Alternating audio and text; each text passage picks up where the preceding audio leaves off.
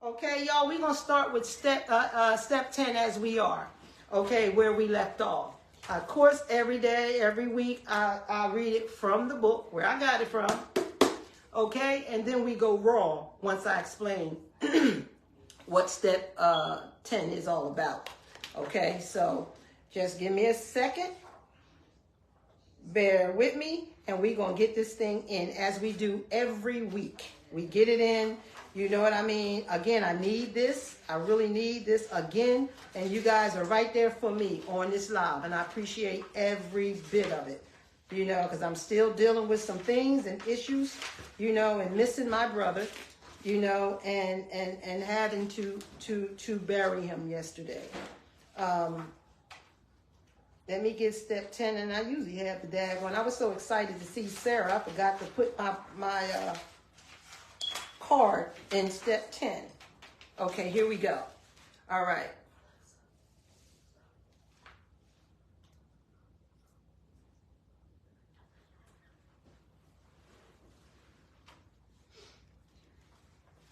Wait a minute. One sec.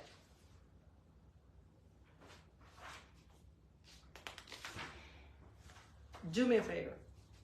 Come here. I don't know why I'm getting a little stuck here. I can't find the step. Do I have the right book? Yeah.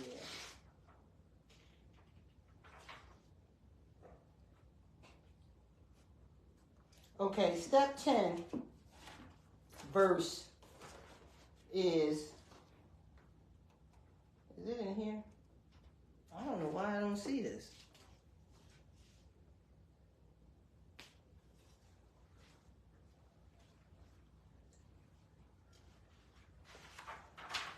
That's not right.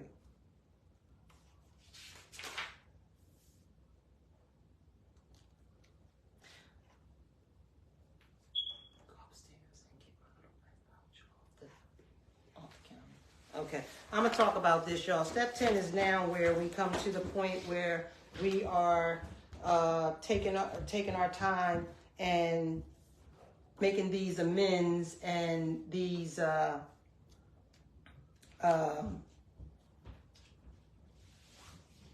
our forgivenesses and amends. That's step 9. Into step 10, it's I'm all over the place. This is crazy. Hold on. Here, take that. Okay, I'm gonna go from here. Step 10 is continue to take personal inventory, and when we are wrong, promptly admit it. Okay, again, continue to take personal inventory, and when we're wrong, we promptly admit it. Okay, which from step 9 was made direct amends to such people, whoever possible except when to do so would injure others. So continue to take personal inventory, and when we are wrong, promptly admit it means that we're digging back into our lives. We're digging back into, you know, being truthful and honest and taking that inventory on ourselves, so that if we, like, say we go to the friend or the mother and we try to make amends, you know what I mean, and we ask for forgiveness, and they're not, we're not really being honest. They could tell you what was going on and what happened or whatever, you know what I mean, and you like, nah, you make part of it, basically. That's how I see that. You make part of it. And when you make part of it, instead of listening to what they're saying, once you make amends, you're not really listening. You're still trying to protect the things that you did. You know what I mean? We can't give our disease no parts of what we're doing from our 12 steps of the Narcotics Anonymous. We follow the steps as the step shows us how to do this, because this steps leads us back to living in a normal lifestyle, in an understanding mind of normalness and an honest mind that we haven't been related to for quite some time. You know what I mean? So we have to definitely revise ourselves and go back in ourselves to make sure that our honesty, you know what I mean, and our feelings and our truths is really there. That's how I took step 10. You know, because sometimes I didn't want to say what I really wanted to say. I didn't want to be real honest about it because I still hadn't had that proper sense of disease. You know what I mean? So I'm tingling in it a little bit. There's no such thing as tingling in it. You got to follow the step the way the step says do it. You know, we can't add nothing in these steps because we're learning the steps basically. So we can't do it our way, and we can't be halfway honest, and we can't be halfway bullshitting. We got to be on cue, on time, willing, wanting, honest, surrendering, the whole steps from step 1 down to step 10, because that gets in your way and disease will be like this. Okay, that piece of the puzzle ain't going in like it should. I still got control of that. You know what I'm saying? She thinks she got control and she thinks she's ready, but she's not quite ready yet. And I'm going to sit here quietly and allow her to believe that she is. But the steps, if you study these steps and you read these steps, the step's going to keep you aware. The step is going to keep you on top of this thing. You know what I mean? Because they work for you if you work them. The step is going to teach you the road to recovery, to learn how to think, feel emotions together. Don't forget, they locked and keyed. This is how this works. One can't work without the other. Like I said, you can't do it like this. You can't do it like this. You can't do it like this. It has to be like this, locked and keyed. You have to have this and this communicate, because again, one can't work without the other. And for us, we need all of it. We need all of it. We need all the brain cells that we have left versus all the emotions that we have, and it just pumps up like a baby grow up. Remember I said we crawling before we walking. So we like sucking, getting that milk, sucking the bottle, getting vitamins, irons, and nutritions, being raised, being told how to move, being taught how to crawl. You know what I mean? Before walking. So this is what we're doing when we're putting ourselves back together in this line of the 12 Steps of Narcotics Anonymous to be who we are as a better person, know who we are as addicts, you know what I mean? And recovering addicts, as active addicts, and keep ourselves on the real. The truth in this thing is going to keep you free. Believe me, it's going to set you free. The truth is the light, and that is the key. The truth, all the surrendering, all the, forgiveness and all these things is going to allow you to emotionally feel what truth feels like. It's going to allow you to feel what love feels like.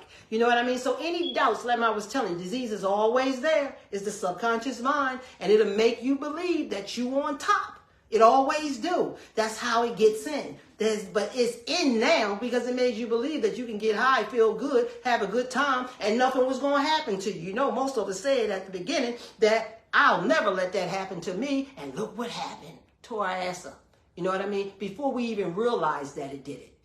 This is how cunning, baffling, and powerful this thing is. Y'all know what? I'm feeling this shit already. I really am. I'm feeling this shit already. I got tingles going through my body right now. You know what I mean? Because I love this shit. And I love when I get hyped too. I love when I get hyped because shit just come out my mouth. Y'all know it. But it be the truth. Believe me, it be the truth. And I'm feeling this shit right now because I need to release this shit. Because my disease was trying to play with me yesterday. Yeah, it was trying to play with me yesterday. But guess what? I called somebody. How about that shit? I called more than somebody. And I had people in places doing things in there came right around me. You know what I mean? Knowing and seeing the difference in me. They was right there to support me. And this is how I mean with sponsors and people who are your loved ones or friends and everybody. They my sponsors too. Because they was always there and they always tried to tell me. You understand? But I ain't listening to their ass either. You know what I mean? Because my disease was so cunning, baffling, and powerful, it wouldn't allow me to because I had no control to do so. Damn, y'all hear me? Damn, I was hyped. I'm serious. I was hyped like a mug. You know what I mean? Because I couldn't wait for tonight. I couldn't wait for today to get this energy. I couldn't wait for the day to talk to all my friends, all my people, all my listeners, all my sponsors, because that's what all of you are to me. And I'm hoping that I'm giving you something that I can become that to you. This shit don't cost us nothing. It don't cost us nothing but to listen. That's all it costs us. It costs us nothing but to listen and give each other our strengths and hope. And I appreciate that. You know, I wanted to stay on step 10, you know what I mean? And we do have to take inventory on ourselves again. I told you it was coming up. You know, one of the steps, it was going to be coming up again, you know, sometimes, you know, we at that point where, you know, like I was saying last week, I couldn't wait to get to step 9, you know what I mean? And then step 9 had me anxious to get to step 10. And then step 10 had me anxious to get to step 11. But was I really working the step? That's the problem. That's the key. Was I working the step? I was just anxious, and anxious is what? Anxious is an emotion. You know what I mean? And I know disease has control of my emotions. I haven't quite yet got it yet, but I'm battling his ass to get it at this point. You know what I mean? And words are what? Like I said, vicious. They're very vicious. So you got to always be, the number one word that I keep in front of all of this is to be aware. Be aware of what these things is making you feel. Because don't forget, we still zigzag, we still a little cocky, and we fighting to get our lives back. We fighting to get our lives back. And we feeling all these good feelings that we haven't felt in so long. In so long. Listen, families, this is what we go through. This is what we do. The king of kill, you know, silently is called disease. Believe me. I'm a recovering addict. I'm also an addict that's in recovery. You know what I mean? This thing like to kill me with no conscience to me even being weird about it. You know what I mean? Turned my life around to a whole nother Trey. And she became Trey. Remember me? I told y'all that. I don't mess with that little hussy. She a mess. I got to keep her in remission because she a vicious beast. She's been down for 38 years, but she's still there. I know she's there. I believe in this 12 step. I know she's there. This thing keeps me on top of my game. You know what I mean? And it turned me back into recognizing and understanding that I have a higher power who I choose to call God. You can make your higher power whoever you want. I'll always say that. You know what I mean? But with these two things, keeps me rolling. With these two things and remembering these steps and what I have to do, because rules is in everything. I don't care what you believe in, what you do, or how it's, you know, to be done. There's always rules and regulations, and these are mine. And I believe in them 1,500 and zing cents, you know, for today. And today I'm so glad I do. Believe me. You know how I say we leave yesterday as a history? In some reality, it's like I can't leave yesterday right now. You know what I mean? Because of my hurt, because of my pain, because of what I had to deal with yesterday. You know, but I do know that I'm into today. And it is definitely giving me medication to do what I'm doing. I don't like to think back on things that can trigger, you know, because you know emotions are triggers. You follow? Emotions are triggers. Don't get it twisted. You know what I mean? And not that I would even want to get high. I don't want to get high, but I don't want to be mean either. I don't want to be hurting. I don't want to be in pain. I want to know that, you know, my brother went to heaven. You know what I mean? And that can make me happy. So I have to talk about it, and I have to talk about it. And don't mind me if I do through this live, because it's just where my heart is, and it's where my asking for help from you, you know, because I ain't got it all. You follow what I'm saying? I ain't got it all. I just got what I got that I can deliver to you as a soldier, you know? So bear with me and keep praying. I'm praying for you. Keep praying. We pray for each other always, through the good and the bad of anything. But I don't want to take up a lot of time, because I know Sarah got some shit. Oh my gosh, I know she do. I hear this girl speak. I've been through her with some of her downfall. You know what I mean? And when disease, you know, didn't even allow her to like me. You know what I'm saying? But guess what? We love each other. We love each other because we both learn how to get our lives back on track. Can I say this? With the 12 steps. That was the guideline. That was the guideline. And the guideline brought us both today where we need to be. Granddaughter. And guess what? She's my first guest on the couch. Give me applause, y'all. On the couch. You know what I mean? So I'm going to turn my little iPhone right on over here to the couch. I'm going to turn my iPhone right over here to the couch. That was my daughter. Of course, y'all know. You know she turns on me when I get in here and she's hyped, because she don't understand it. She ain't never lived this life. You know what I mean? She should. You should be glad I'm your mama. Turn it around a little bit more, cause you know what? This thing taught me how not to use drugs when I had you. Hey y'all, this is Sarah. Let's give Sarah some applaud here. Let's give Sarah some applaud. I met Sarah in rehab. Yes. I met Sarah. Sarah didn't want to be in no damn rehab. I met her in the rehab. She didn't want to be in no damn rehab. I think you left in what, 20 minutes? How long did you stay? Oh, the first time? Yeah, it was less than 24 hours. Somebody mentioned drugs, and I was like, I gotta go get some. So I was definitely not ready the first time, second time, third time, fourth time. I was in Keystone, I think 8 times. So it was not the best. No, it was not my best light, I will say. Mm-hmm.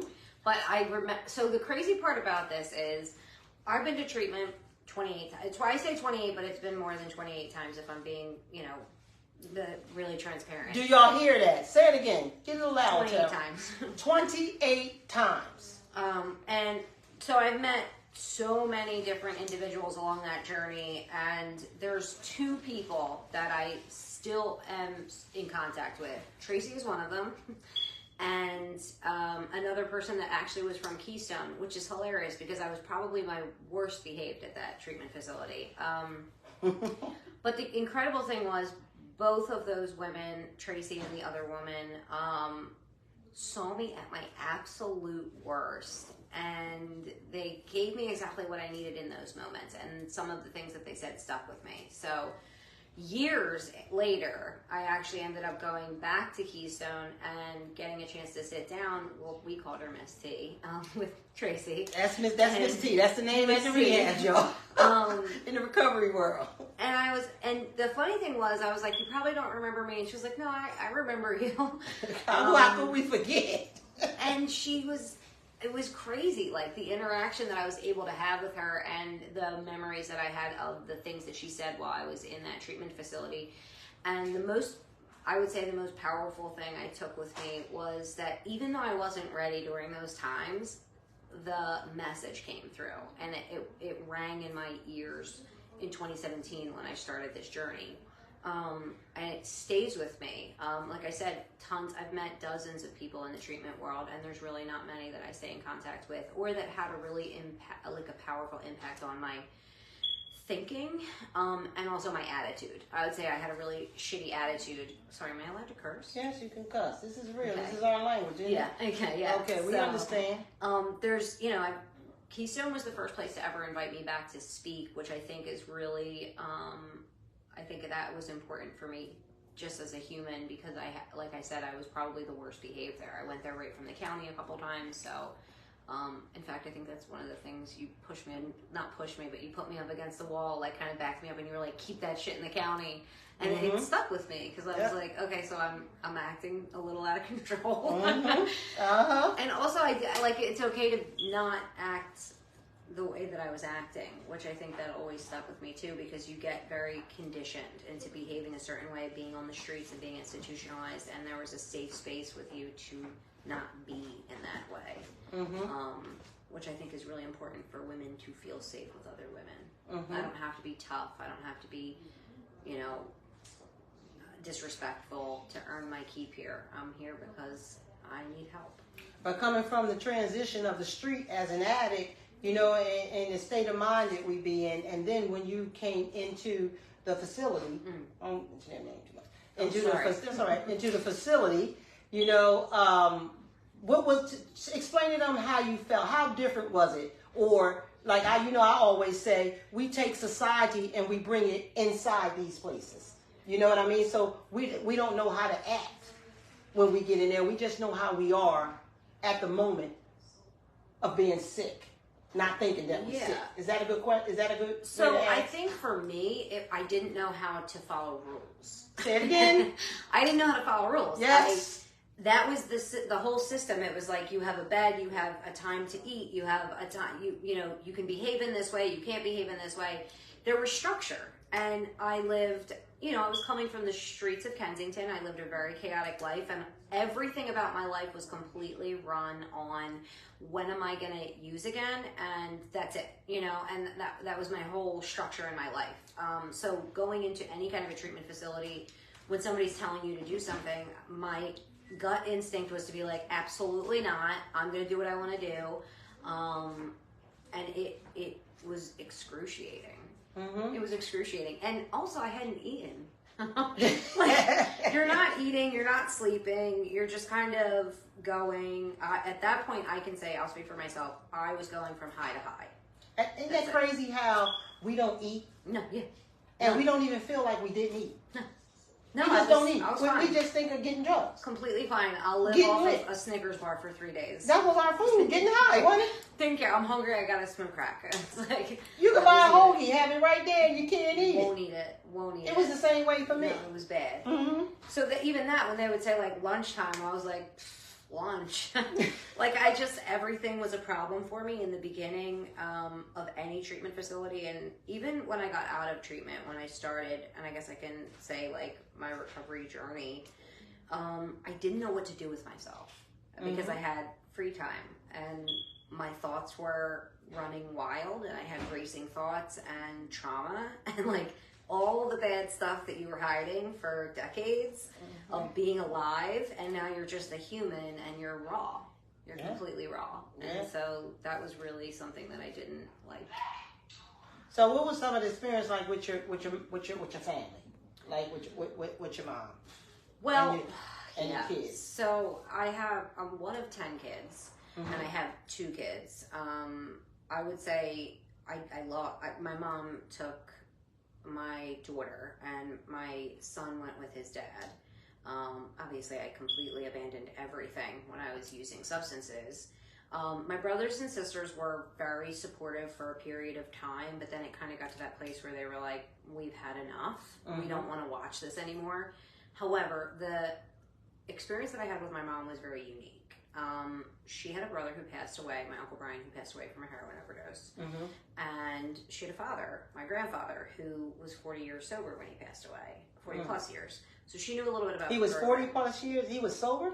Yeah, he was in AA. He started the Stepping Stones in the Northeast. He chartered Wow, let them hear that, yeah. Vincent T. Pasquale and my grandpa chartered that meeting in like the 70s, I think. Wow.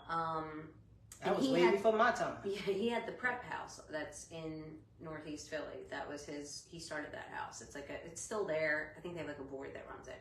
But Okay. so there was like a lot of recovery in my family. My mom knew that. I was very transparent with her about my using. And she was very supportive of me. She would come to the trap house and pick me up and take me to lunch. She would sit with me for 8 hours during and like back when I was doing this, like now it's a little bit quicker, but you would sit in an intake center for 8 hours. Oh, 10 everything's hours. changed in that, yeah. You know, my mom would just sit there and like brush my hair, and she took me to every treatment facility. She showed up for me in jail. She came to my court hearings. Like, she was very supportive, and she loved me through it all. And I remember going through, I mean, obviously later on when I was in my recovery journey, I was doing step work, and I had talked to her about that and said, like, you know, how did you not give up on me and all of those things? And my mom got to a point where she thought she was going to bury me. That was what she thought. And I think if not everybody goes through this, but if you're like me, your family kind of gets to a place where they're like, oh, she's probably going to die from this because she's really taken it to like a bad place. That's what they don't want to see. They don't want to see us die from this vicious disease. You know, so your mother would be a good candidate to be on this live. I'm going to tell you that because she would have some real good words to say, because this live is not just only for us, it's for the families to understand the sickness that we have and how it turns us off. So I shared about people, you know, that have supporters from parents and friends and everything. And sometimes we lose them, you know, and sometimes they'll stick right there with us. You know what I mean? Because they open up their hearts for us. You know what I mean? But when we're rejected from it, it's like, from them, is when we get the rejection from people that been supporting us and, you know, we've been just doing what we do. You know what I mean? You know, they've really been our biggest enablers. Yeah. You know what I'm saying? So I share about that too. You know how some is like parents that can speak for us on just what you just said.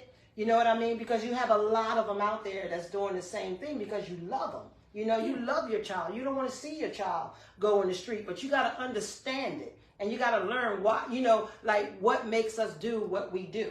Yeah. You know what I'm saying? I think she understood the disease, and like when my through mom, your family, through the history of your family. She had an understanding of it, and I think at the end of the day, like I said, she said, I was pretty sure I was going to bury you, and I didn't want my last experience with you to be me cutting you off or anything like that. So honestly, her love is like the one thing that I felt, and in my active use, I felt unworthy of love. I hated myself most. People, you could hate me all you wanted. Nobody hates me more than Couldn't hate us more than we hated ourselves. Nobody can trash me like me. Exactly. I can have 100 people say like, you're the shit, you're the best, and then one person will be like, your face is stupid, and I'm like, my face is stupid, I should just die, everything's over, you know, like I'm very, I hone in on the negative. So my mom keeping that fire lit, keeping that light on for me, even if she set her boundaries, like she wasn't gonna give me money or like things like that, but she would come pick me up and take me to lunch, and I would say like, well, I'm gonna be high, and she's like, okay, but you still have to eat, you know, you're my baby, like I want to see you eat.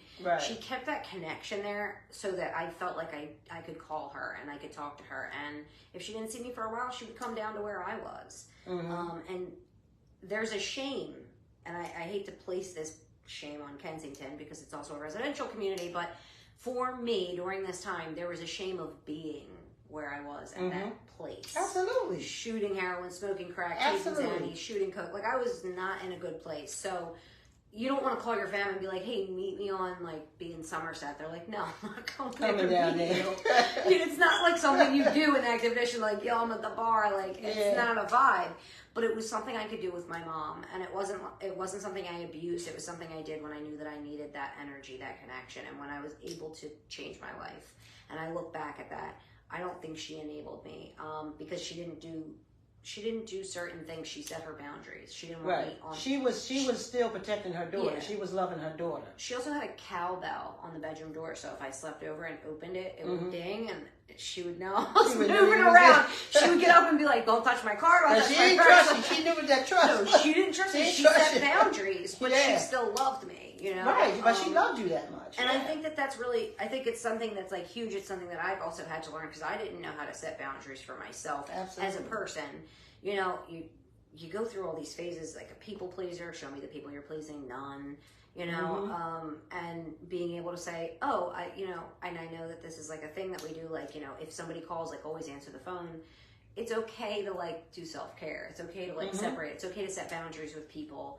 And that's something that I, you know, have had to practice, but I would say my mom was probably one of my biggest examples of radical love, support with boundaries, and also that belief that I could do it because I didn't believe it. You know, I like the idea that like every time I would be like, I'm going to go to rehab, she'd be like, this is it, hon. This is it. God's got your back. You're going to do it this time. The angels are around you. And like, she was like a cheerleader for me. And for anybody that's like been there in that position, when you're walking in, you're slumped. Your soul is tired. Your mind don't be there. Yeah. You're like, I can't do this. And so to have somebody in your ear, like, pumping you up, like that was big for me. That was like a big thing to like get me excited about it. That's awesome. Yeah, I think that's awesome.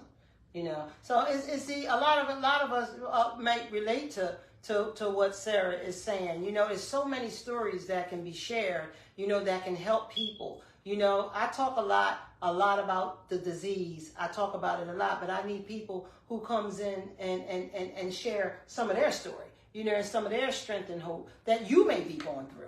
Or you may see, or you can't let go. I have many people ask me questions and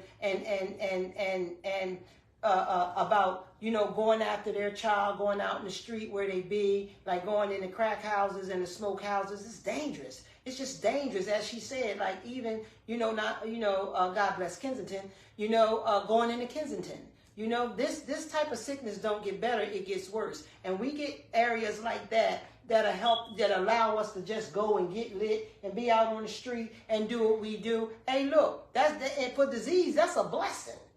You know what I mean? That's a holy blessing to disease. You know, it won't allow you to even think about wanting to get better because you can go there and do whatever you want to do. You know what I mean? Police all around everybody, nobody saying nothing, you know? So it's vicious. It's vicious out here. This high world, this drug world is like taking over. You know, it then started taking over. I felt like it really took over when it took me over. Because you couldn't convince me that I would not turn into a junkie. You just not calling me no damn junkie. And you know, words are damn vicious. And I didn't have to be in Kensington. I was in the Penn. I was in the Bennett. I was in Highland Gardens. I was everywhere I can go get high. Bottom line. You know what I mean? So it's no place like a place that you could say this place is worse than the next place, really. It's just getting worse as us becoming sick and us becoming hopeless. And we can't understand, or we can't get off these drugs to know that our lives become unmanageable. You know, this is the message that I'm trying to put out and have people come help me do, so you can understand. A lot of us, shit, we found out about Kensington and Chester, we started going to hell up there. It wasn't me, but other people, you know. So it's like that's the place. It's just like going to the Spectrum. Remember, it used to be the Spectrum, and now we going to, what's the name of the place now? the Arena Center up there. Live?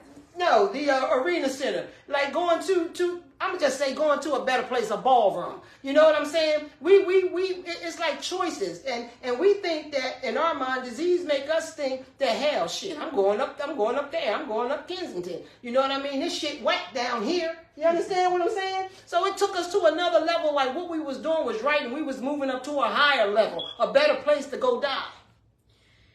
Yeah, I think. Well, I mean, I feel bad for alcoholics because they can go to a bar. Kensington. I said that, but listen to a person who's saying it the same thing in her way. What did you just say? I mean, an alcoholic can just go right to a bar. It's acceptable. The only thing about my specific drug of choice is that it's not physically acceptable. You can't inject heroin without somebody saying, don't do that. Absolutely. And honestly, alcohol-related deaths are 30,000 more annually per person. Per junkie, yeah. And so it's 107,000 for drug-related deaths and 140,000 estimates for alcohol-related deaths. So imagine, like, I mean, my drug of choice was terrible. It was heroin, it was crack, it was all that. But for an alcoholic, like, it's acceptable. It's socially acceptable. All you have to do is... It's legal. You could go to a gas station. You can get it everywhere. I told them in the markets, every damn where now. But the thing is, like, okay, so there are people who use drugs. Me personally, I went through a 12-step fellowship. I identify as an addict in recovery. I'm a person in long-term recovery. I cannot have a healthy relationship with any substances. That's me personally. Absolutely. Everybody has a different journey with recovery, and I don't judge it. But my experience is anything I touch, I abuse because that's just who I am. That's the way that my makeup is, and it has perpetuated and manifested in every single aspect of my life. So in my work that I do, I advocate for people to use safely in different aspects because not everybody is an addict. And so that's fair, you know? But for me personally, I'm abstinent because I can't do it. And that's just my thing. And I think I've done enough drugs in my lifetime than probably most humans that are alive. And the consequences that I have are far too great and not things that I would ever want to do again. And yes, there were legal consequences. Yes, there were physical consequences. I have metal in my leg. I was in a wheelchair. But the biggest consequences were the fact that, like, I walked through every single day and felt like I was suffocating in sand. And I couldn't take a deep breath. And today I can take a deep breath. God bless. That's such a blessing. All it is. You know, but even when I say what works for one may not work for the next. Your recovery is yours. And how you put your pieces to your puzzles back together, and if it works for you, it works for you. You know, today we start off with the traditional, the traditions of 12-step, you know what I mean, to help put you on your guideline. But once you start building your strength and your puzzle get together, for me, whatever keeps you sober, however it works for you. The blessing and the main thing about this is you're not using. Yeah. You're not dying from drugs anymore. You know what I mean? You say the one word, two letters, the one syllable, and that's no. We have to learn these things, and it has to become locked and keyed in our heads the way that it works for us. All of us are different.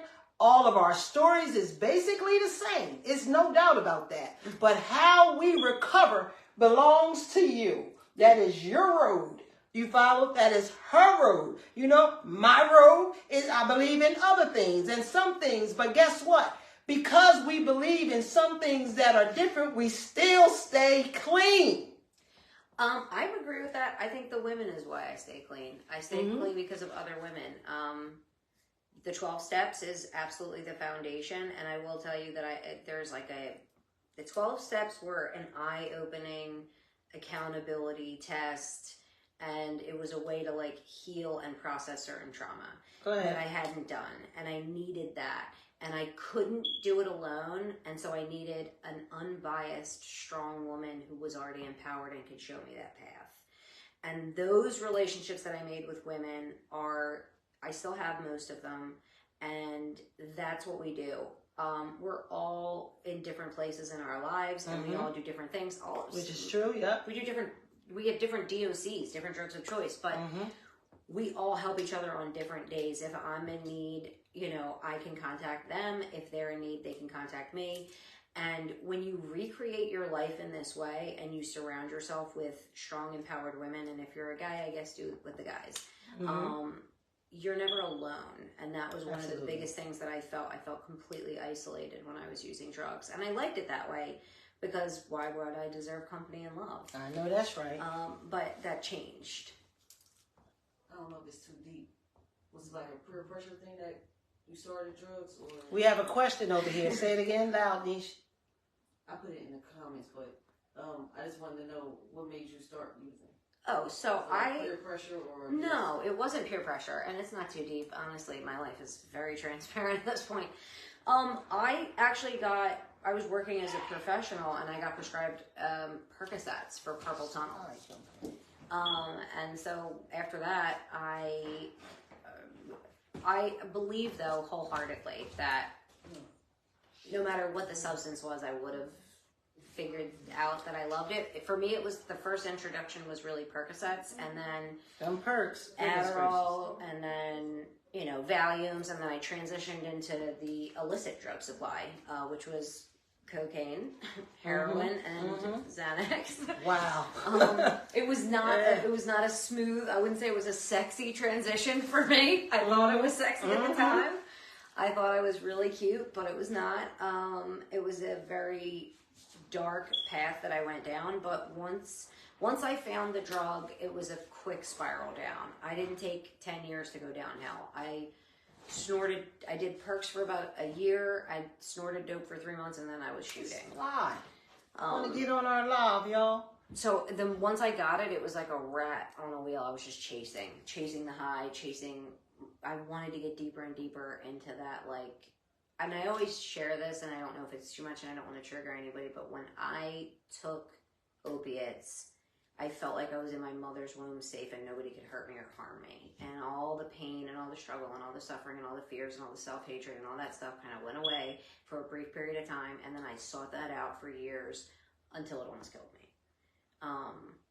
And then in recovery, I addressed it with other strong women, and I'm still addressing it because it doesn't matter if I remove the drugs and the alcohol, that's one part of it. I then also have to work on myself, and I have to evolve as a woman, as a human, and this life experience. So I no longer seek out to escape everything momentarily. I feel things, and it sucks. Sobriety can suck at times. Absolutely. Right? Every day is not a great day. I agree. Especially for abstinent people. Girl, yes. The rest of the world, if they have a stressful day, they can have a drink. They can take whatever. They can do something.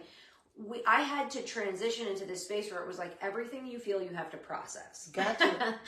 And You have to. That's an inventory. that's basically. hard. That's your like an inventory. That's your inventory. Your daily, for me, it's not daily at night. It's every day during, as I'm processing Every day. things. Absolutely. Like every interaction that I have, do I need to apologize? Do I need to address that? Is this fear running this? Like, what is motivating me right now? Am I letting the universe guide me, or am I putting my will into it because I'm being selfish and self-centered and feared up? You know, like and that is what the 12 steps taught me. Other strong women taught me. And then I like when I call somebody and say, this is what I want to do, what should I do? And they say, you're being an asshole. There it is. Because I don't need people to tell me that I'm great. And I mean, yes, I need friends that support me, but I need people to tell me, no, you are wrong. Or no, you need to consider other people. That's going to set you straight. Right. That's going to tell you the truth. Right. Because I don't have the capability to do that on my own. And during the beginning of my drug use and during the whole of my drug use, everything was a secret. How I was feeling, how I made my decisions, everything was done between my ears. I didn't disclose what I was going to do. I didn't share, and I didn't take any fucking input. I know that's right. I never asked anybody, what do you guys think about this? Like, so this was an entirely new, fresh world for me. But when you get through that process of doing the 12 steps and you find somebody that you can trust and you can really trust that person, having somebody there that you can say probably some ugly stuff, because I have ugly thoughts. I have, you know, I wouldn't say, let's say, it's very self-centered ideas. I can run on a million different like negative emotions. And before, I would eat those, hide it, fake it, people please. Wearing the mask. That's the mask. Exactly. That's the mask. And then I would get high about it. Because I hated myself because I wasn't like living any of my truth or being open about all those things. And with women, I can call them up and be like, hey, so I was thinking about lying and being manipulative and doing this. And even as you say it, you start to hear the chaos. You start to hear it. You hear your own chaos and you're like, okay, maybe I shouldn't do that. Or I will do it and then I'll suffer. And that was the one thing. My sponsor is incredible. She's a great woman and she's like a circuit speaker. She's like all about the 12 steps. But the one thing she will tell me is she will give me this very crazy perspective on something that I've never thought about, and that's why I love hearing other people's opinions about, you know, what we're going to do. Once you're sober and you have established this recreated life, how can I live free? How can I live happy? How can I have peace? And for that, you need community. You sure do. I agree with that. I can see that. You know, that was the same, like, sort of kind of the same for me, too. I had OGs. I call them OGs. Now I'm an OG. I'm one of her OGs. Yeah, for sure. You know what I'm saying? You know, but again, you said something big when you said trust. Yeah. We have to learn trust in somebody. That is something that our sick minds with disease definitely snatch away from us. It is hard to trust. Yes. It's very hard to trust. It was hard to trust for me because I felt like everybody looked at me, talk shit. You know what I'm saying? And, you know, oh, she'll be right back out there again, because I was right back out there again a lot of times. Yeah. You know what I mean? So for me, trust was a biggie. You know what I mean? How can I trust them? I couldn't trust the people on the outside, but I learned how to trust in the rooms, being honest. Just because people started coming to me and talking to me. You know what I mean? I started listening to their stories and all of that, but the 12 steps is what guide me there. That's fair. Is that fair enough to say? The 12 steps is what guided me there, because the 12 steps gave me my guidance. When it comes to trust is hard. So trust means you have to feel safe. And Exactly. one thing I never felt was safe. Exactly. And one thing I never thought about was, do I feel safe? As a woman, if you've done this, you put yourself in these like very vulnerable situations. I like how you broke that down. That was nice. I don't feel safe. And I walk into a treatment center, I don't feel safe. I walk into a 12-step meeting, I don't feel safe. This is new to me. I don't know who you are. Exactly. You don't know who I am. That's how it was. And then the sponsors, the women one-on-one. That's where I was able to like build a connection. And then I would give them pieces. Let me give them this piece of my ugly and see if they sneer. Smear it, yeah. Let me see what their response is. And for a woman to hear my ugly and my darkness and then match it, and then say, here's how we're going to get through it together. It was like she kind of owned it with me. Owned it with you. And Absolutely. that part was something I hadn't experienced. You know, when, especially coming, like, if you're on the streets and shit, it's like every man for himself. No, Yep. There's no loyalty. I don't give a shit who That's says the what. that's the Don't- big difference of it. I believe you. Like, don't I ever fuck agree. with me and be like, oh, that was my rider in the street. Yeah, Like, that was no, my it ride or wasn't, die. because Yeah. If you fell asleep, you were getting robbed. Like, Mhm. stop. Yeah, we was gonna get you. Don't even. We was gonna get you. Your sneaks are gone. We was bro. gonna get you, bro. Run your pocket. That's not a thing. So You was gonna wake up and they was gonna be gone. Indeed. 100%, and you'll never see me again. Mm-hmm. But in the rooms, that changed. And when we for run me. into them, if we ever ran into them again, they remember we'll deny that shit, won't we? 100%. Wasn't me. I don't even know who you are. I don't even know you.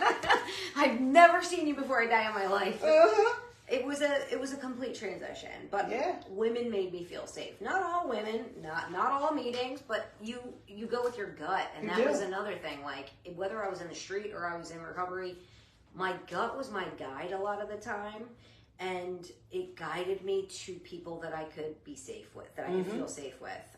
And if you're new in this, you're not going to feel safe immediately. You're going to have walls up. You're That's going to true. have armor up, and Roller that's okay. coasters. You have to hold space for yourself and give yourself moments with women and try to be vulnerable little bits at a time. Maybe for 10 minutes, maybe for 15. Connect and share other things so that you can build that rapport. And then once you start to build that connection, that's when safety comes about. And when safety comes about, trust comes with it. And when you trust other women, Absolutely. you build connections and community, and that's what keeps us here. That's what keeps me present, and that's what keeps me when I have thoughts, not about getting high, but thoughts about doing something that could negatively impact my life. Yes. I have a connection with women that I know I can trust, and I can talk to them, and it's not going to be made fun of or gossiped about. And see this message that excuse me, y'all, because I got a fly that got to get got. Not niche getting. You know, because it's just trying to be on our live with us, right? But this is like her story that, you know, if we had hours and hours or more time, we could sit here and talk about so much. I mean, because her story is just like crazy. Is so powerful. You know, it just, when I first heard her story and I heard her share openly, because at the beginning I didn't think I was going to like Miss Sarah. You know what I mean? Because Miss Sarah was just something. You know what I'm saying? But she became such a beautiful, loving, supporting individual. And she believes in recovery, and she's living the recovery life.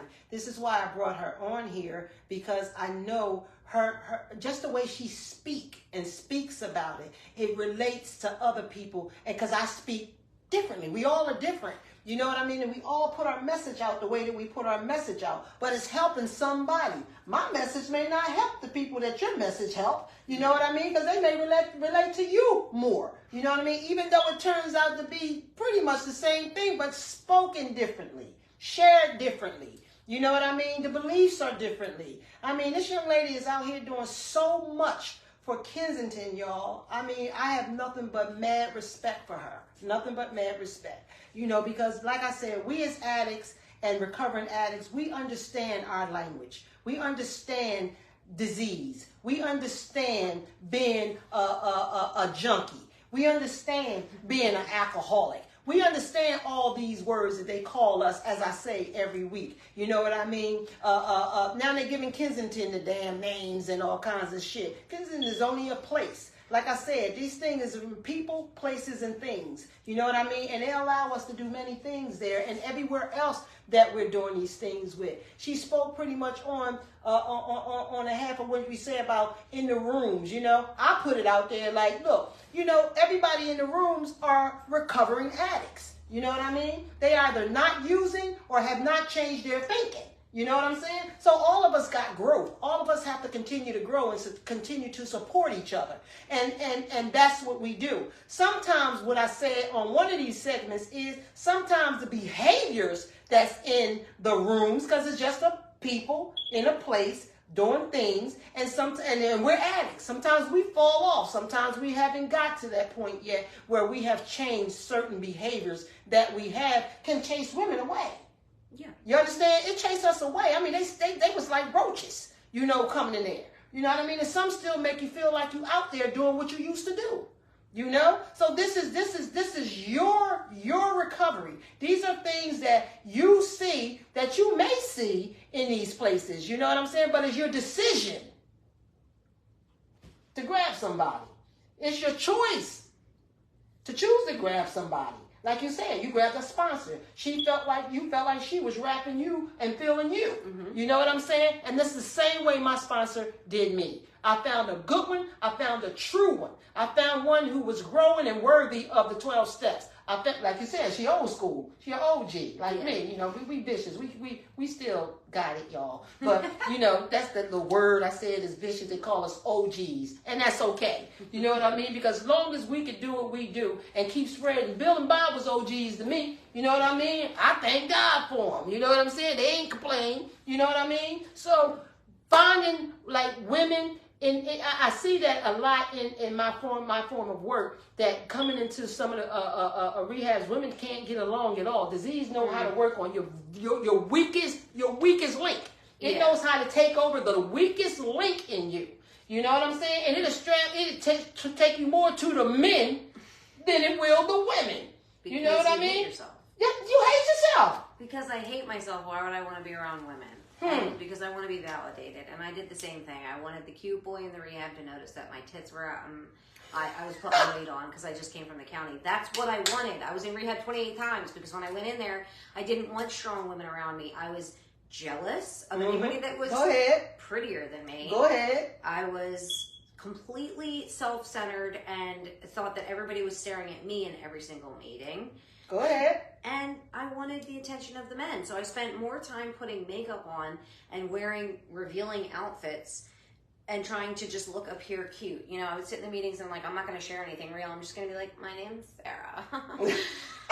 And if anybody's ready to AMA, let me know. You know, because I'm here for an AMA boyfriend. And that was terrible for me. And I went to jail with one of them. And I had terrible experiences with doing that. And then I was completely broken. The last couple of rehabs that I went to, I didn't speak to the men in that way. And I kept to myself. And when I got out, I met strong women. And so at that point, I was terrified of the men. I was terrified of the men because I had gone to them. I sought validation from them, and they fucking broke my heart, and they broke my spirit, and they betrayed me, and they left me, and they used me, and they abused me. Because that's what I was looking for, because that's what I thought I deserved. Because when I'm sick and I'm in that space, I deserve to be treated like shit. So I'm going to find the cutest guy in here who's going to treat me the worst possible. And then I'm going to leave, and I'll be back in a couple of months, and then, you know, whatever. But when I stuck with the women, I got it together. And I didn't let those men come near me. And it wasn't, in the beginning, it wasn't because I was like, oh, I'm better than that. It was because I really was just terrified of men at that point and the abuse that I had put myself through. And then I started to be like, I am so much fucking better than you guys. Like, you are not at the same level as me. You are here, you're here being a predator and looking for a girlfriend. I'm here trying to save my fucking life. And look, that was taking moral inventory on herself. Yeah. Before she even realized that's what you're doing. You know, you building that strength up. You know what I mean? You going through these steps and don't even know that you're going through the steps until you get into the step. Right. Make sense? Make sense? You know what I mean? So I got to keep it on the step. You know what I mean? She just said a lot, you know, about step 10. You know what I mean? Sometimes we got to go back at it. Yeah. You know, to recognize, you know, the power of sickness. Mm-hmm. I'm going to say the power of sickness. You know what I mean? When it's affecting you, when it's talking to you in ways to try to convince you that is not. That is like, you know, you think of it your way, but she always go to the right thing. She calls the sponsor. She powers herself around women that keeps you strong. You know what I mean? Which is your yellow brick road. You follow? This is the way she do it. And it works for her. And it works for her. I'm going to say that again. And it works for her. You know, I could tell her how I do it in 100 different thousand ways. But who am I to tell her she has to do it like me? Can't tell anybody that. And people need to understand that. You know what I mean? And when we get this love of recovery in our lives, man, it takes us to a whole nother level and height of love, of life. Yeah. I mean, who the hell thought in a million years you'd be an activist for this? Did you ever think this shit? Come on. Girl, did you ever think this stuff? Not a million years. Not a million years. And is awesome at it. Awesome at it because she's found herself and she recognized her sickness, you know, and she found the tools and the medication how to deal with it. Yeah. And today, I applaud you, as I do always. She is still sober, and she is still clean, and she still has a lot of journey ahead from her. And again, we get people that comes back in our lives, and some people don't choose to come back in our lives, but it don't control our lives, correct? That's fair. That's what I'm talking about. You know mean, what I mean? That's all we can ask for. I think it's important, and I don't know, and I probably could do this on my TikTok, but I think it's important for people that might be out there or just coming in to Tell them about understand your the breakdown TikTok and of the everything, Jeff. steps. Mm-hmm. Because when I first read the steps, it didn't make any sense to me. And then I had, you know, a long experience. I did a bunch of big book studies. I really dived into it, and I had women take me through it. And you can't really understand it. It needs to be broken down in a simple way. And usually when I didn't really tell my story the traditional way tonight, but normally I break it down in a very simple way. Let me tell you, breaking down the steps, I thought she was going to do that, but this is a 12, no, this is a 12-step program, and we only on step 10. You follow what I'm saying? Because I was telling some people I was advertising, like hyping it up, hyping you up, right? And I was telling them, I said, this girl can put the 12 steps together just like this. Bop, bop, bop, bop, bop. And if you hear it, you're going to hear it. I'm telling you. And it's going to be so viciously smooth and good, the good of it and the hard to deal with it and not understand it and the bad of it and how she got it. Vicious. Caught my heart, y'all. Caught my soul. Put chill bumps all in me. I mean, I'm happy to do that. I thought we were just doing like I thought it was like an interview back and forth. So I would have normally done that. I didn't know how you wanted me to tell my story. When I speak in rehabs, when I speak to other people in that way, I do break it down that way because I think one of the most important things I can do.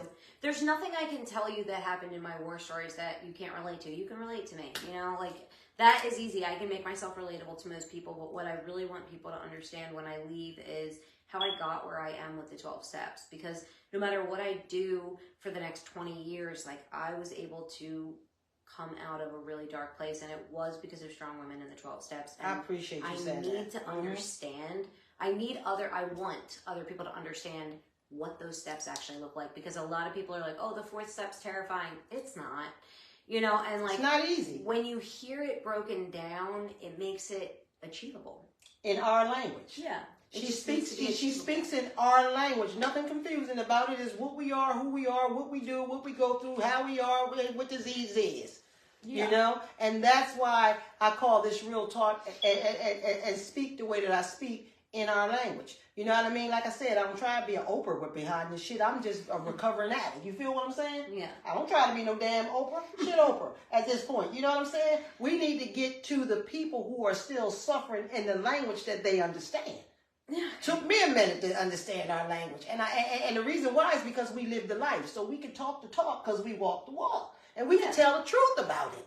You know what I mean? We can tell the truth about this thing. I just want everybody and people who are just the loved ones, people who are enablers, people who don't like us, you know what I mean? People that look at us as disgust, you know what I mean? It's a damn shame they out there looking, you know, they doing this and they doing that. Just to listen. Listen so you can hear, so you can get to understand the power of this sickness. This is a real sickness. It's crazy. It's crazy. Uncontrollable. You have no control whatsoever. You have no thought process of any kind but to what? Feed me. Yeah. And feed me now. You know what I mean? It don't care about it's gonna kill you. You don't feel none of that. You feel no fear when you out there. Mm-hmm. We don't feel no fear. I can't see none of that. Laura, whatever her name was, said, I have never heard your full story. I would love to hear it, Sarah.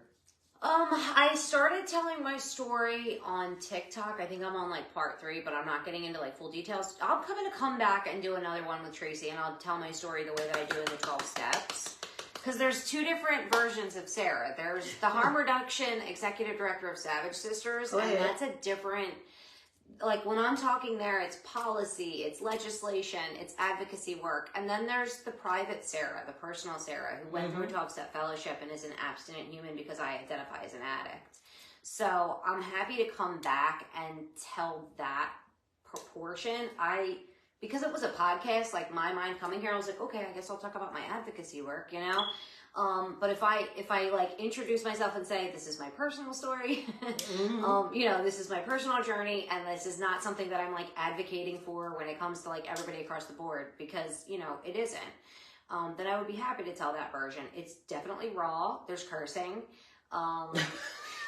It's ugly.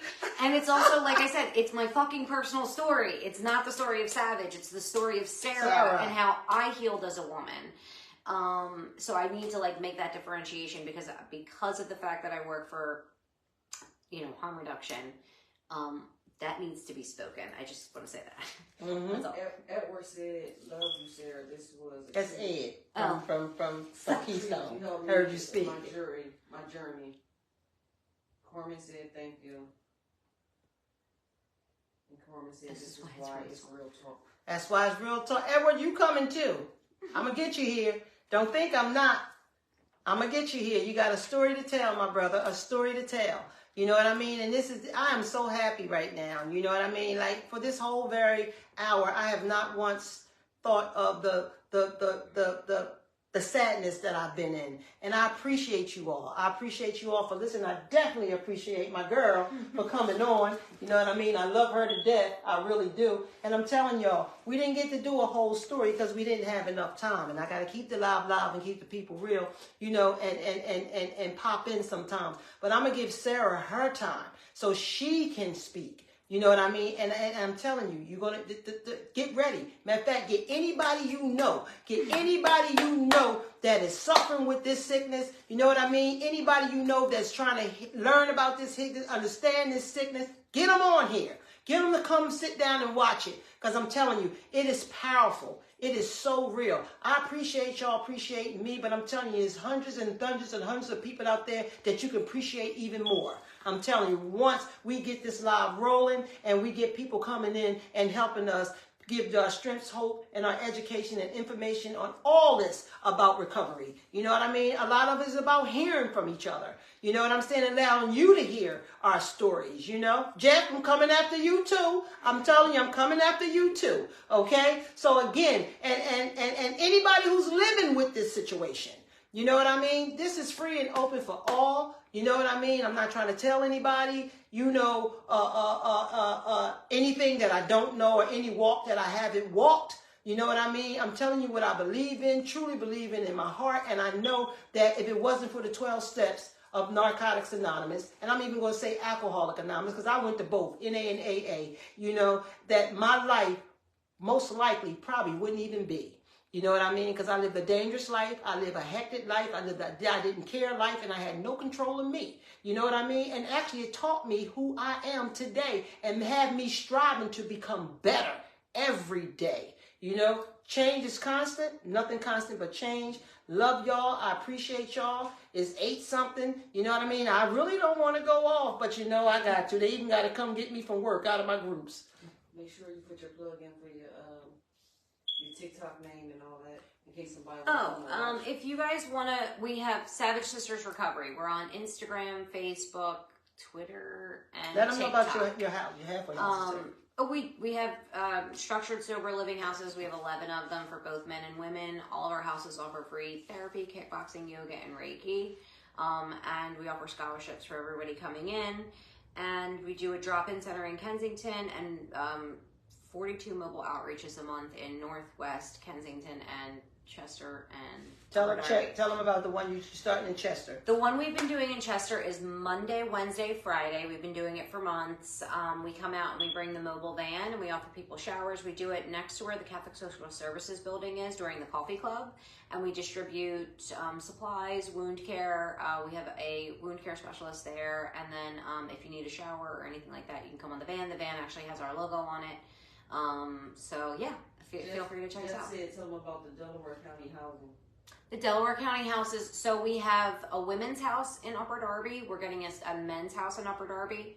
We tried to get a men's house in Havertown and the neighborhood opposed it, hired an attorney, and we we're not able to do that because we are a nonprofit and we can't spend $80,000 on an attorney. But that was super unfortunate. A lot of people are very like, not in my backyard, which we did not anticipate taking place, but we're opening another property in Upper Darby in the next like 2 weeks. So yay.